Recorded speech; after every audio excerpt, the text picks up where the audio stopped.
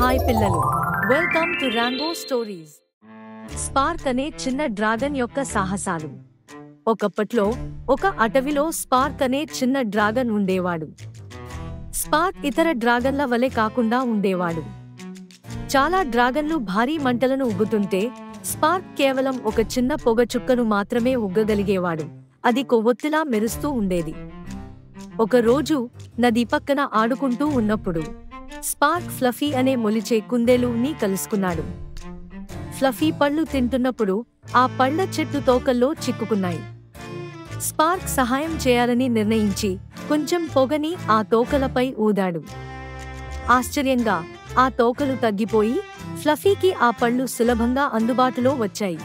Wow spark, నువ్వేనా నాకు సహాయం చేసినది అని ఫ్లఫీ ఆనందంతో అరుస్తూ స్పార్క్ చుట్టూ దూకింది.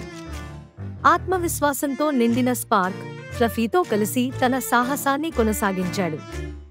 వారు నదులను దాటి కొండలను ఎక్కుతూ ఒక ముసలి గుడ్లగూబని కూడా కలుసుకున్నారు. ఎక్కడికెళ్లినా స్పార్క్ తన చిన్న పొగ పఫ్తో ఇతరులకు సహాయం చేసేవాడు.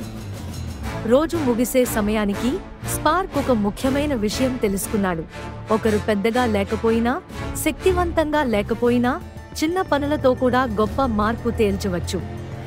కొన్నిసార్లు చిన్న చిన్న విషయాలు గొప్ప ప్రభావం చూపుతాయి. అంతే, ఆ రోజు నుంచి స్పార్క్ అటవిలోని హీరోగా ప్రసిద్ధి పొందాడు.